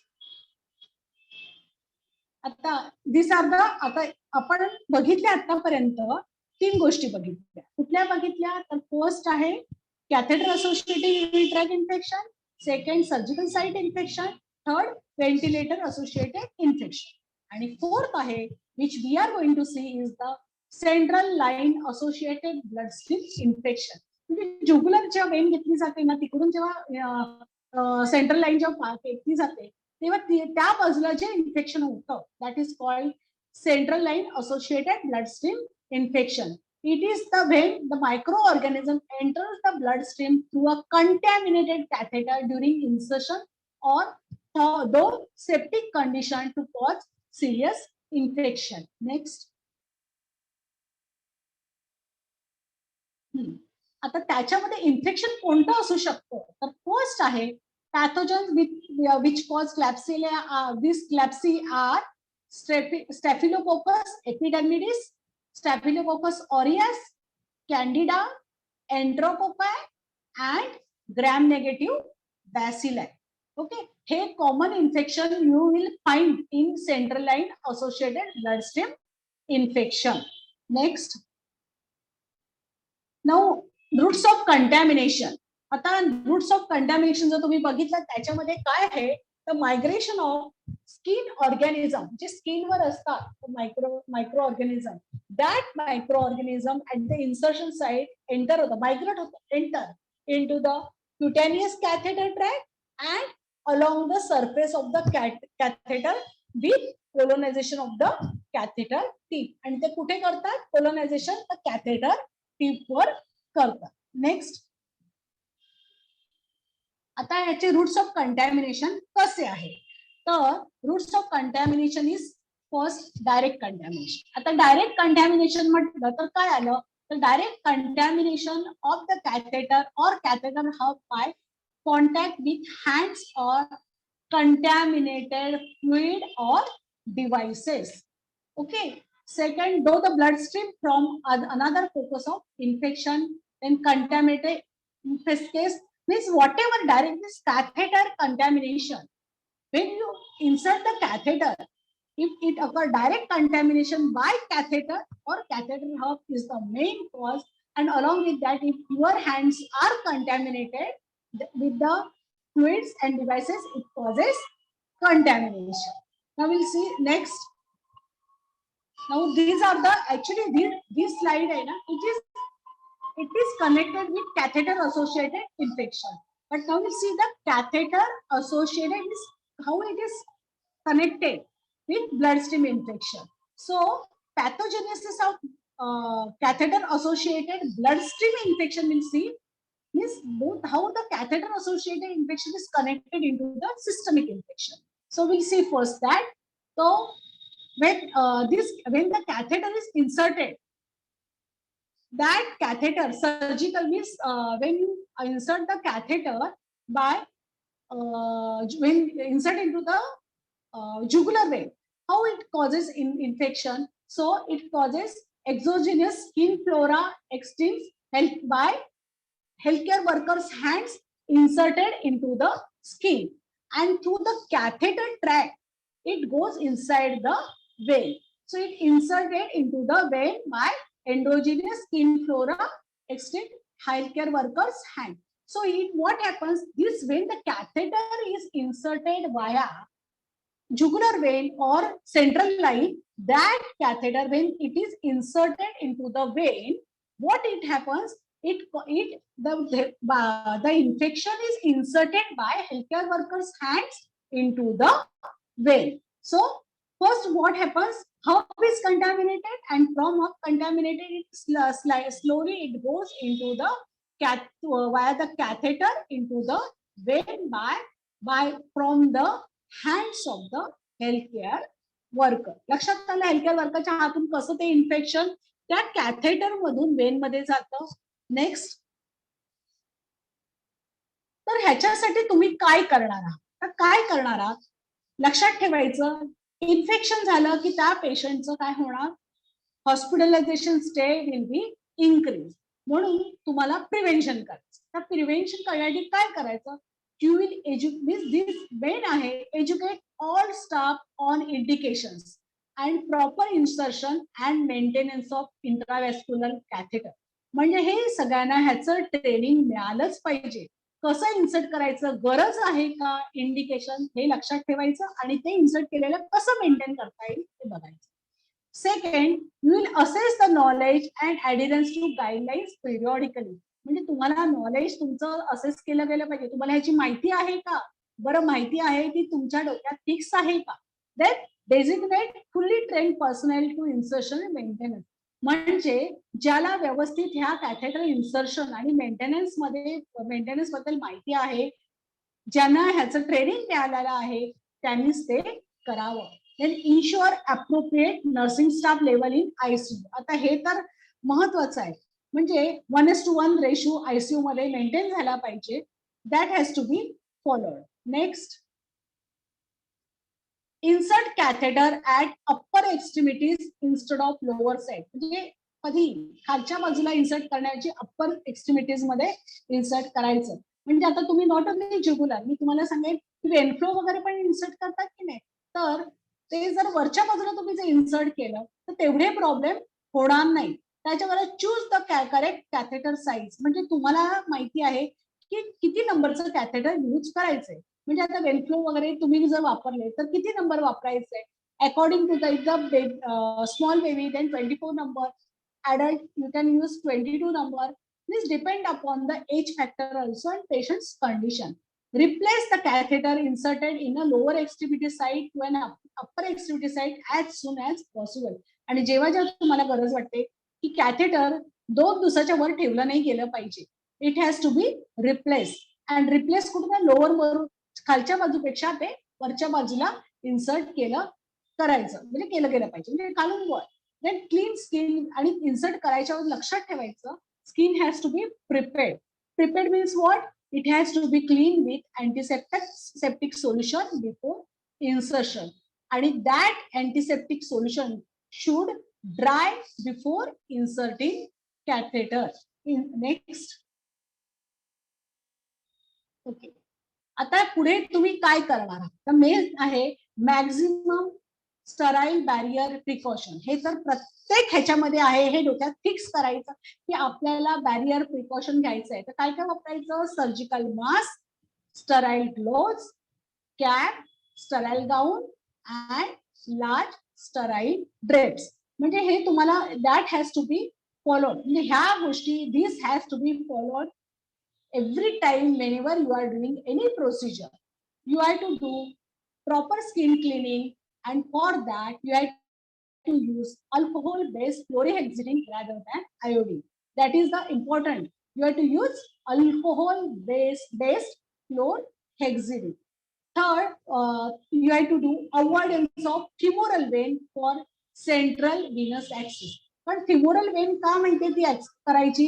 कारण स्पेशली ऍडल्ट का माहितीये, कारण तिकडे त्या बाजूला ना पेशंटला म्हणजे पाय असं म्हणजे व्यवस्थित फोल्ड वगैरे पण करता येत नाही. मेन कारण ते आहे. आणि शिवाय त्याच्यामुळे ब्लॉकेज पण होऊ शकतं. तर ते तुम्ही काय करायचं, अवॉइड करायचं स्पेशली इन ऍडल्ट पेशंट. मग तुम्ही कुठली लाईन यूज करू शकता? तर use of subclavian rather than jugular vein. मग दुसरी कुठली वापरायची? तर subclavian vein you can use rather than jugular vein. Next,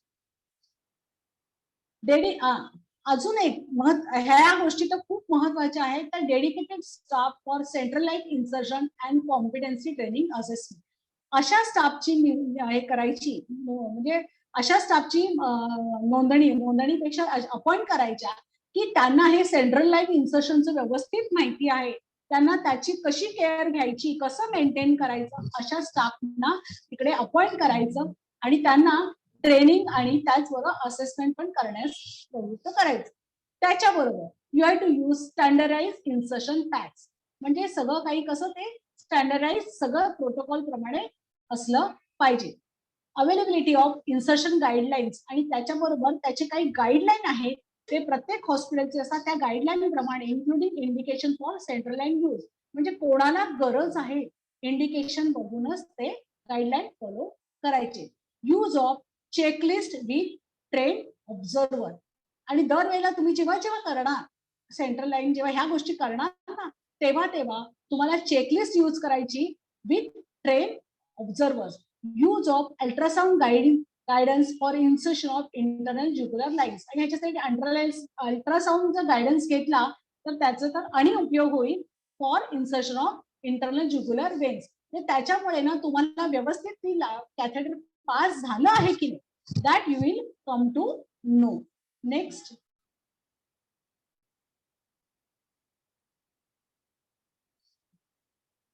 previous maintain and you have to daily review of central line necessity. म्हणजे तुम्हाला रोज बघायला पाहिजे की सेंट्रल लाईनची पेशंटला गरज आहे का, तरच ते ठेवायचं. जर तुम्हाला वाटलं की नाही गरज आहे तर you can promptly remove the unnecessary lines. Disinfection before manipulation of the line. आणि जेव्हा तुम्हाला वाटतं आता गरज नाहीये, तुम्हाला काढायचंय, you have to disinfect, तो पार्ट डिसइन्फेक्ट करायचा आहे. आणि त्याचबरोबर द पेशंट जो आहे त्याचं काय करायचं, डेली क्लोरेक्सिडिनने क्लीन करायचं, specially in ICU also. And patient who are going at home means may be going at home after 2 months till 2 months also. Next,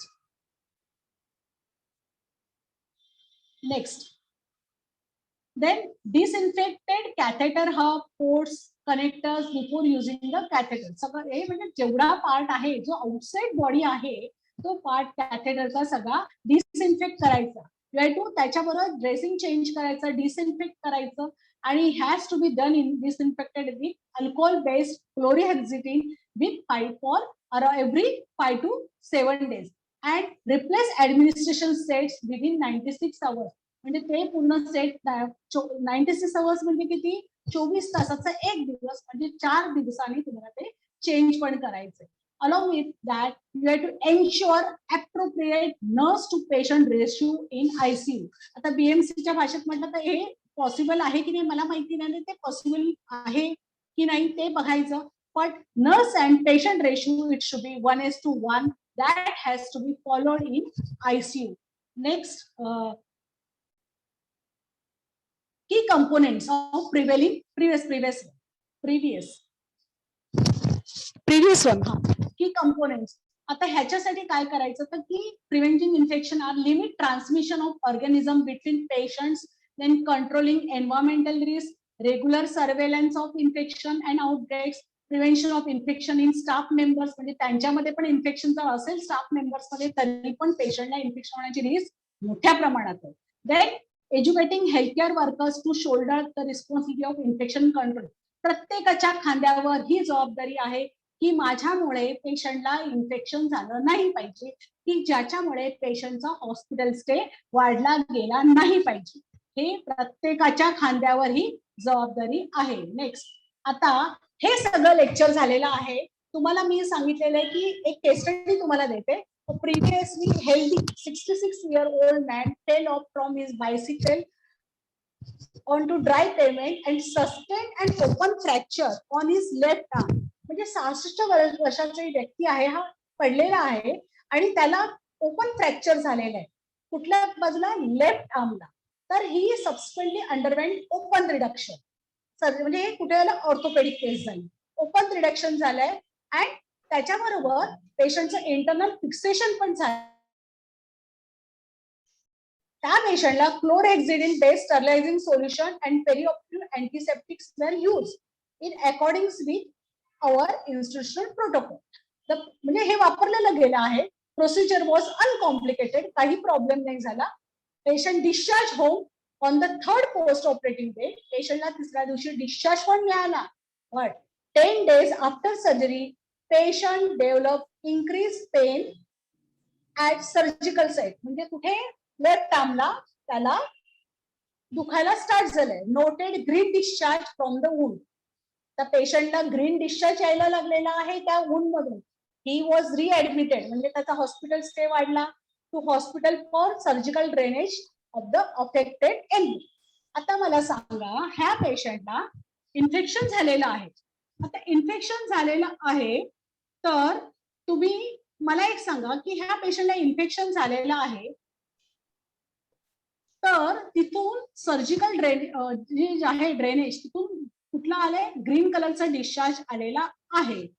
तर काय आहे, काय मेन आहे, काय असेल इन्फेक्शन, हे कोणत्या प्रकारचं इन्फेक्शन असेल. ग्रीन कलरचा डिस्चार्ज येतो म्हणजे कुठलं इन्फेक्शन आहे, हॉस्पिटल ऍक्वायर्ड इन्फेक्शन. ओके, पण इन्फेक्शनचं नाव माहिती आहे का कोणाला? तुम्ही चॅटबॉक्स मध्ये टाईप करू शकता. इन्फेक्शनचं नाव माहिती आहे, it is Pseudomonas infection. Okay,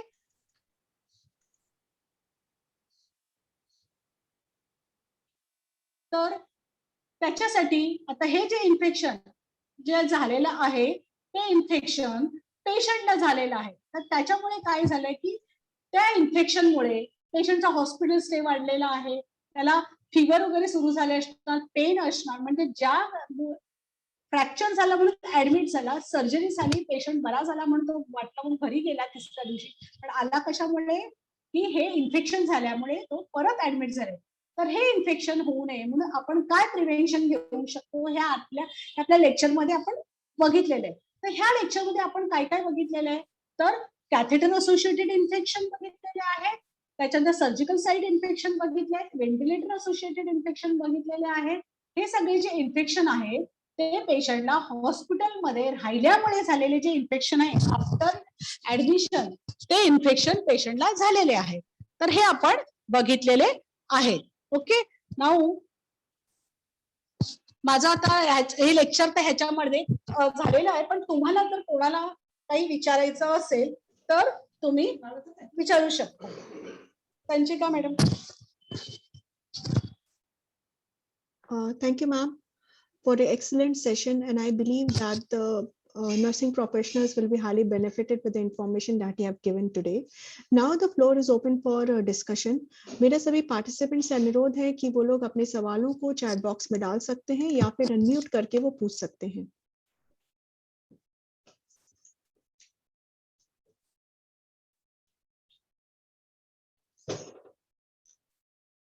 Ma'am, you are muted. Please unmute yourself to speak. कोणालाही काही विचारायचं असेल ना तर आताच ते विचारू शकता. आता म्हणजे तुमच्या लक्षात येईल की ह्याच्यामध्ये हे जे लेक्चर झालेलं आहे त्याच्यामध्ये काय सांगण्यात आलं तर हॉस्पिटल अक्वायर्ड इन्फेक्शन, जे हॉस्पिटलमध्ये पेशंट ऍडमिट झाल्यानंतर जे इन्फेक्शन झालं होतं ते त्या इन्फेक्शन बद्दल सांगितले. आणि मेजर जे इन्फेक्शनचा तुम्हाला पार्ट जो सांगितलेला आहे तो त्या ह्या सेशन मध्ये असं सांगितलेला आहे तो आहे कॅथेटर, म्हणजे इन्व्हेरिंग कॅथेटरमुळे जे झालेलं इन्फेक्शन त्याच्याबद्दल सांगितलेलं आहे. म्हणजे that is urinary tract infection, then surgical site infection, then due to ventilator associated infection along with that surgical site infection. हे जे इन्फेक्शन होतं त्याच्याबद्दल सांगितलं. तर कोणाला काहीही प्रश्न विचारायचा असेल तर तुम्ही विचारू शकता.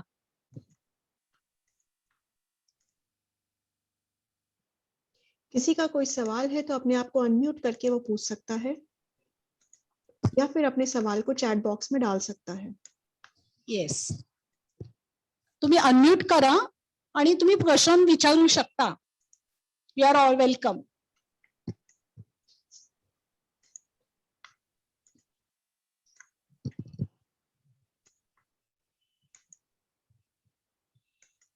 किसी का कोई सवाल है तो वो अपने सवाल को चैट बॉक्स में डाल सकता है या फिर अपने सवाल को अनम्यूट करके पूछ सकता है.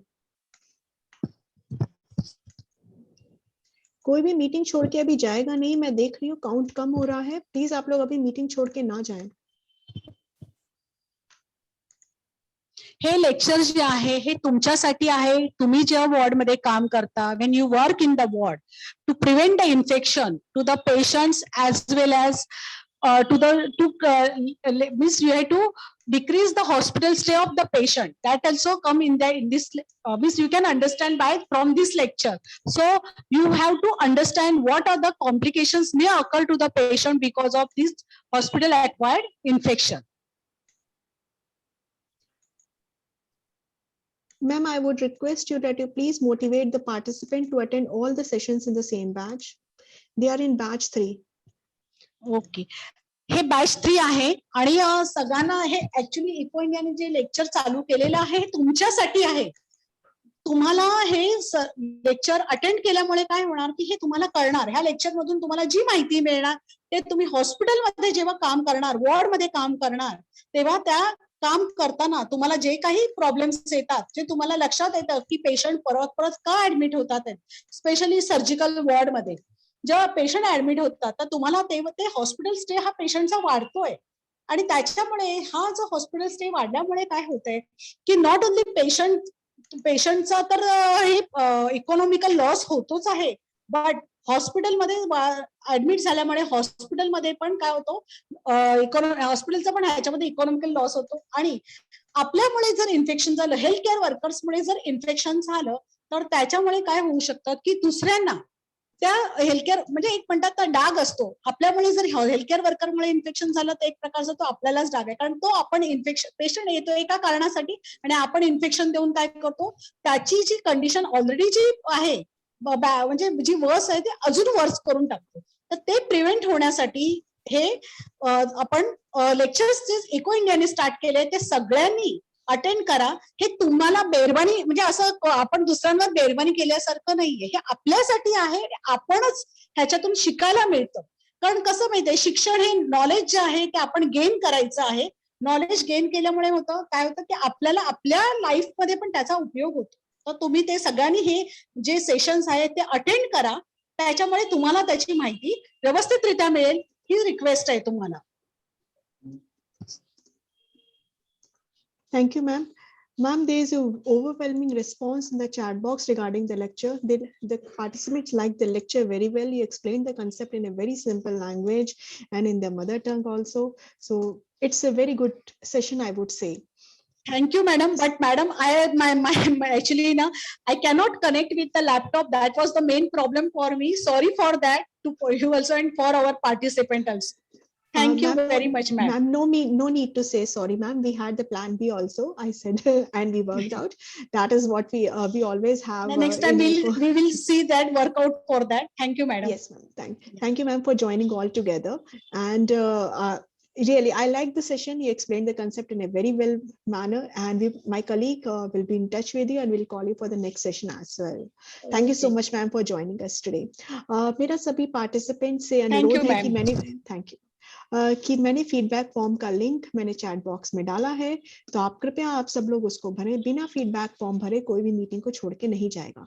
मैं सभी से माफी चाहूंगी, मैंने थोड़ा टाइम एक्सीड किया है, पर क्योंकि एको इंडिया में हम लोग टाइम पे शुरू करते हैं और टाइम पे ही खत्म करते हैं. हम समय को अति महत्वपूर्ण मानते हैं.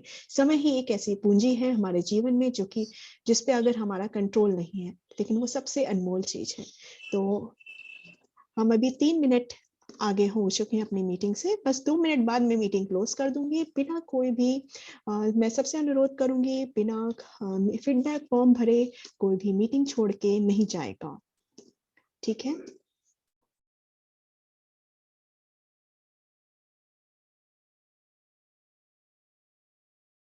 अगली मीटिंग की जानकारी मैं सभी को ईमेल से दे दूंगी और आप सब लोगों को अटेंड करना है, कोई भी सेशन मिस नहीं करना है. ध्यान रखिएगा, आप सब लोग एक ही मीटिंग आईडी से जो ज्वाइन कर रहा है उसके अटेंडेंस मार्क होगी. अगर आपके साथ कई लोग और बैठे हैं लेकिन लॉगिन जिसने किया है सिर्फ उसी की अटेंडेंस मार्क होगी. तो मेरा सबसे अनुरोध है कि आप सब लोग अपनी अपनी डिवाइस से लॉगिन करें, यानी चाहे स्मार्टफोन हो, चाहे आपको जो टैबलेट्स हो, चाहे आपके कंप्यूटर हो, जिससे भी. ठीक है. अब मैंने फीडबैक फॉर्म फिर से डाल दिया है, आप लोग उसको भर दें. अब मीटिंग क्लोज करने का समय आ चुका है. आज अगला सेशन मैंने बता दिया आप लोग को, मैं ईमेल से बता दूंगी उसकी जानकारी. दिन में एक बार अपना ईमेल जरूर चेक करें, जिससे कि आप सभी लोगों को सेशन के बारे में इंफॉर्मेशन मिल चुके. मैं अगले सेशन तक के लिए हम मिलेंगे नई ट्रेनर के साथ. तब तक सभी को मैं बहुत बहुत धन्यवाद देती हूँ, नमस्कार करती हूँ.